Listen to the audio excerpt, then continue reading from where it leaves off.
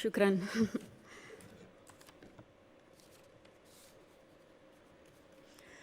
Good morning, Your Highness, Excellencies, friends and colleagues. I would like to thank you for the opportunity to be here today. It's also an honor to join forces with Educated Child, an organization led by a woman who is an amazing role model, a woman who has shown such relentless dedication to getting every child in school. This is such an exciting day for us because it marks the beginning of a new era in my home country, Colombia. Most of you may know me as an artist, as an entertainer, and that's indeed my calling and what I've been doing since I was 13 years old. But I never would have imagined when I started out that my work as an artist would end up being the vehicle for me to serve my greater purpose in life of working towards eradicating poverty through the power of education. As a Colombian citizen, inequality is a concept that sadly one becomes very familiar with at a very young age. It's a country like many others in Latin America where a few have a lot have almost nothing, and where if you're born poor, you will almost certainly die poor, and where people don't access equal opportunities. And because of that, generation after generation after generation live trapped in the same vicious cycle fed by prejudice and inaction. Growing up in my country when I was around 8 years old, I remember I saw kids my age who, instead of being in school, were already working in the streets, were barefoot in the park, kids like me, whose reality was completely different than mine, only because of the circumstances into which they were born. It was really hard for me to accept that something so unjust didn't have a solution. There had to be something that could be done. So I often asked myself why the adults around me were so resigned to the fact that these kids, who were just like me, or even their own children, were living in a parallel reality so different and so cruel.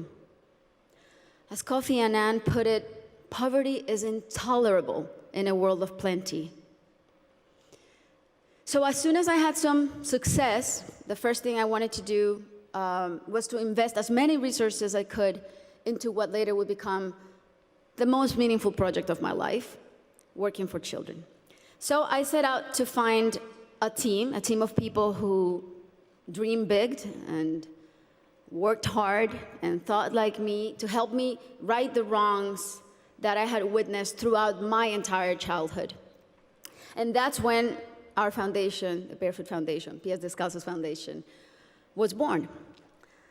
I knew, and I was only 18 years old then, but I knew that I wanted to focus on children and improving their lives, but I didn't know where to start. So I really felt that I needed to learn what the roots of inequality and low social mobility were. So I decided to study the reasons why children were working in the streets, or why some children were being recruited by the violent organizations like the paramilitary or the guerrillas. Why were so many children suffering from chronic malnutrition? And I realized that most of the issues that children face in my country had and have a common denominator: the lack of access to quality education. To me, it became crystal clear that education was the surest way to give all of these kids the best fighting chance of improving their circumstances in life, because education is the great equalizer. When I started building schools in Colombia, we chose the most remote areas where there was literally nothing, no infrastructure, no paved roads, no electricity, no potable water, and we decided to build in those places, but not only build schools, but state-of-the-art schools. schools with comprehensive models that included ECD programs, school feeding programs, parent and teacher training. And another very important part is we decided to engage the government as a strategic partner and made it nearly impossible for them to say no to doing their part by showing them results through our holistic model that really proved to work.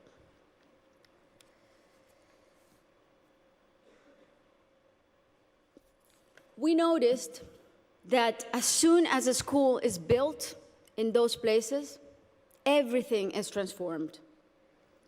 The improvements to the infrastructure were jaw-dropping. Electricity, potable water were made available, made accessible. Roads were paved. Malnutrition plummeted. But the best part of all is the academic results. The kids really responded academically. And now those kids who could have been recruited by the guerrillas or paramilitaries, or that could have had completely different outcomes for their lives, they're now on their way to the university and thriving in their communities. Some of them are athletes, some of them are professionals.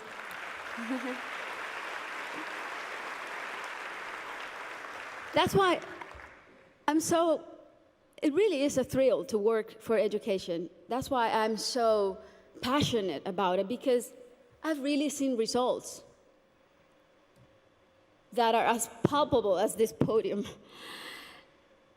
And seeing all these success stories that have a name and a last name has been one of the most rewarding things I've done in my lifetime, even more so than winning Grammys, I think. Now,